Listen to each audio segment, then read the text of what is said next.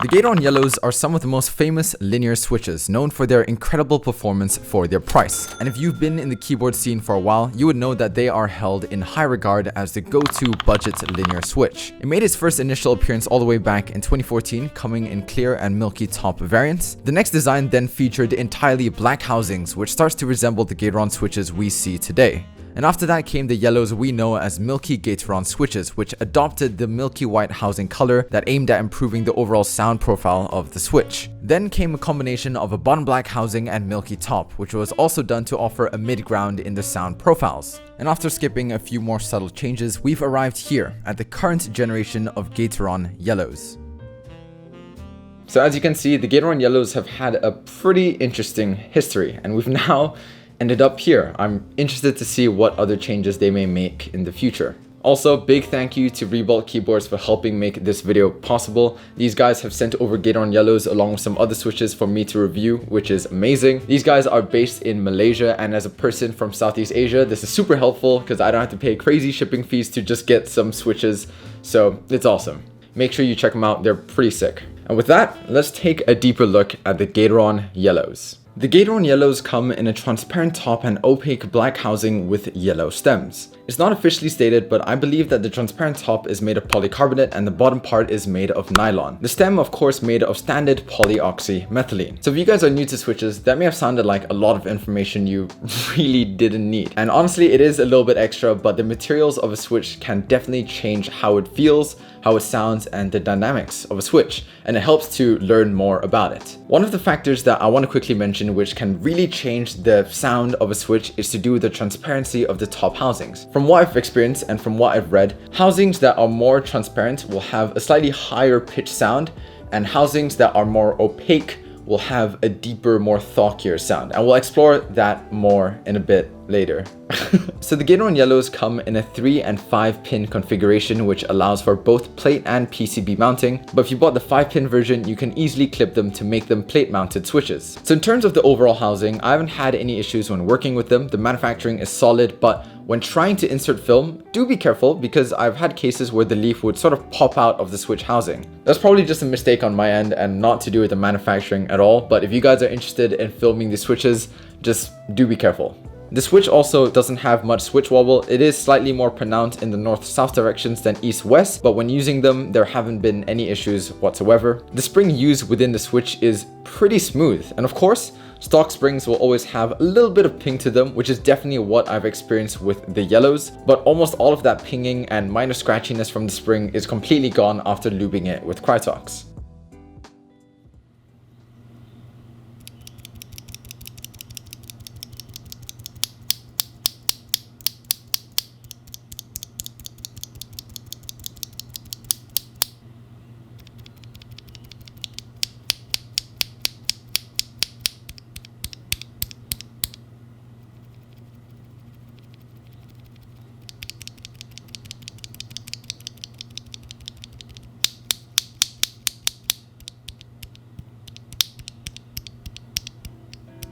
Okay, let's move on to the stats, everyone's favorite part.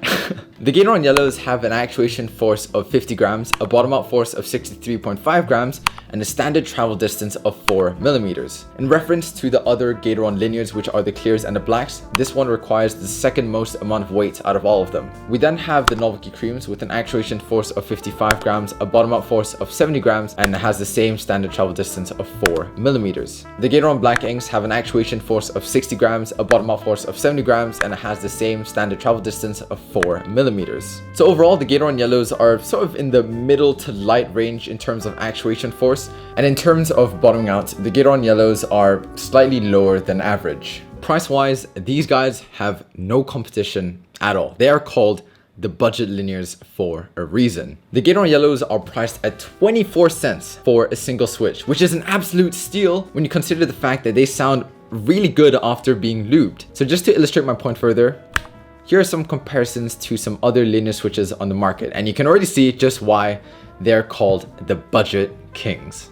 And it is perfect for beginners just getting into the keyboard scene. So from my experience, the Gateron Yellows are genuinely really smooth. I was expecting them to feel cheap or, scratchy or rough or just incomplete, but honestly, they feel really good. This is definitely one of the lightest linear switches I've ever used, and it is a really nice change of pace compared to my other, heavier switches which require just a little bit more force. Of course, it doesn't have that same deep bottom out or thockiness as you would with other, more premium linear switches, but just by itself, it still feels really good. So one thing that I have found pretty annoying when using the Gateron Yellows is to do with the sound. They're pretty high pitched. There's no way around it. It has a slightly higher pitched sound, and it's not something that you get with something like a Gateron Black Ink or the Milky variant of Gateron Yellows, which we'll talk about in a bit. It's not to the point where the switches are unusable and I never recommend them and I hate them. If you're really not a fan of high pitched linear switches, then I highly recommend that you stay away from the Gateron Yellows, because these are definitely high pitched.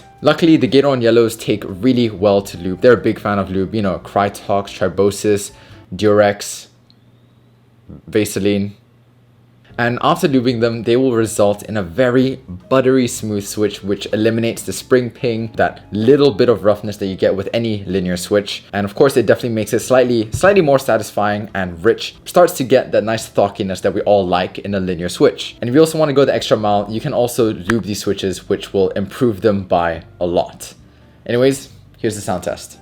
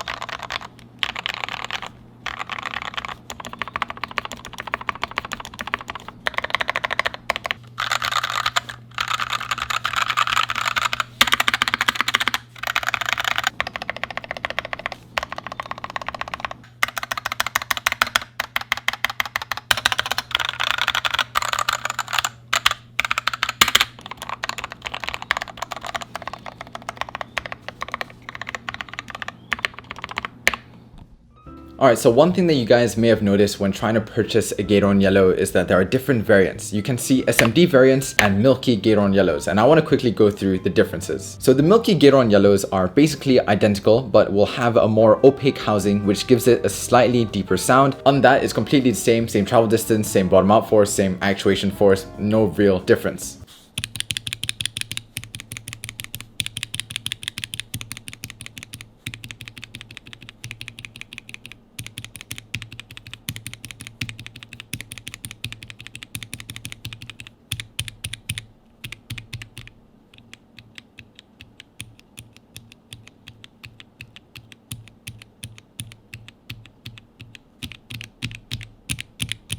And after that, we have the SMD versions, which are again just the Gateron Yellows with some changes made to the housing. The bottom housing is colored white, but also has an additional hole to allow for more RGB to go through. And from my experience, this has little to no effect to the sound or feel of the switch. So if you want to get Gateron Yellows, but you also really want RGB, then you should definitely get the SMD version. Alright, so final thoughts. Would I recommend the Gateron Yellows? If you're on a budget, or if you're building a keyboard for the first time, then yes, 100% go for it. If you've been in here for a while, if you've been in the keyboard scene and you've tried different linears and you want to just try them for curiosity, it's not really worth your time. There's a lot of better options out there. I'm not saying that it's terrible. The Gateron Yellows by themselves are really good linears. They're smooth and they feel really good and they provide a great typing experience for the price, but there are a lot of better other premium linear switches out there. Like, I'm always going to recommend the Gateron Ink Blacks. Those are just by far my favorite. I'm going to try out the Telios really soon. Novelty Creams, but again, Gateron Yellows, for the price, they are the budget kings. And if you just need a linear switch that won't make you bankrupt, the Gateron Yellows are definitely the way to go. But if you're willing to spend a little bit more money for a more premium linear switch, I highly recommend that you look elsewhere. Alright guys, that's it for today's video. Thank you so much for watching. I hope that I could help you make an informed decision about getting the Gateron Yellows or maybe getting another type of switch. If you guys enjoyed, please do consider subscribing or supporting my channel by visiting my Patreon or joining my Discord server where we talk about keyboard stuff. It's pretty cool. And yeah, with that, I'll see you guys in the next video. Peace.